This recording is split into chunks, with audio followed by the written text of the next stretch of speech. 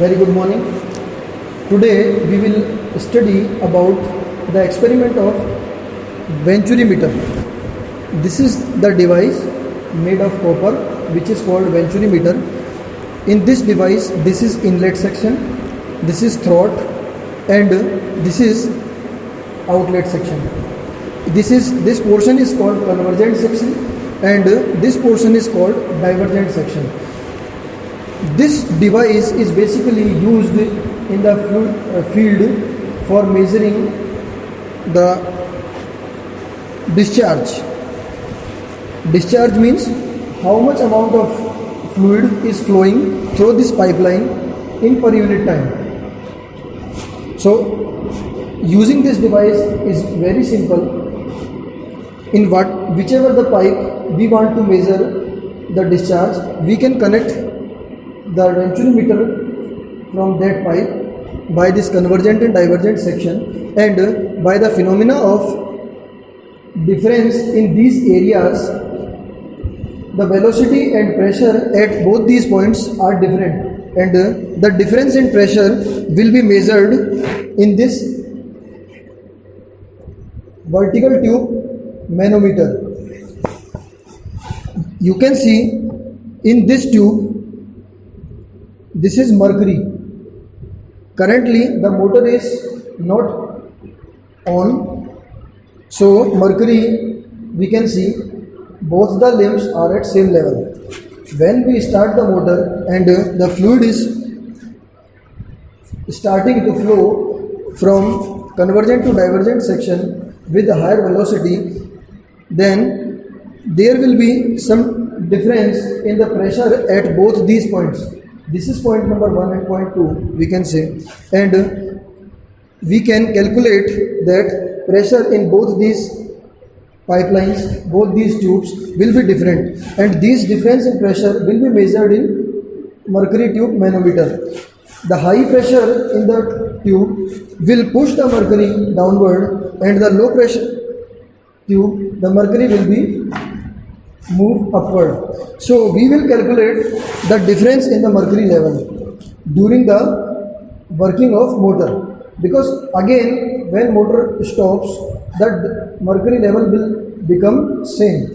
So we have to measure the level of mercury only during working of motor. This is the first part we have to do. And second thing, this is the bottom tank from which motor is taking the water, and it is going from this pipe to this collection tank. This collection tank basically collects the water. That's why it is called collection tank. In this collection tank, if we close this wall and we collect all the water in this collection tank, then we can measure the increase of water level by this pitot tube. This increase of level of water tells us about the actual volume of water collected per unit time. How? For example, if we operate motor for 20 seconds and we calculated the base area of this collection tank, and in 20 seconds the water level is increased from 0 to 5 centimeter, then we can say the volume collected in this water tank, it is base area A into 5 centimeter divided by 20 seconds. It gives us actual water collected per unit time. It is the same as actual discharge. So this collection tank tells us about actual discharge, and this manometer reading will help us to determine the theoretical discharge by some formula.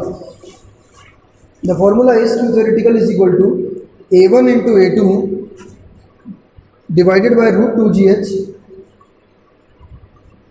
in the root A1 square minus A2 square. So A1 is the area of this larger portion, A2 is the area of this smaller portion. Now we start the motor, and please try to understand. Currently the mercury level is same in both these limbs, and now we start the motor. Then we can see there will be some difference in the mercury level.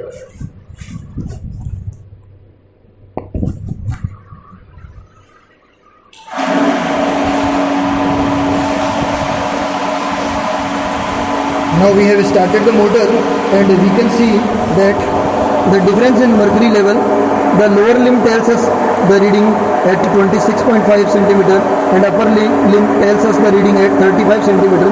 So there is the difference in the reading of manometer. It is 35 minus 26.5 means 8.5 centimeter is the reading of manometer. And with stopwatch we are operating this motor. Now 15-second timer is going to stop. So time is over, 15 seconds. Now we have calculated that in these 15 seconds the water level is increased from 0 to 14.5. So this is the way of taking both the readings.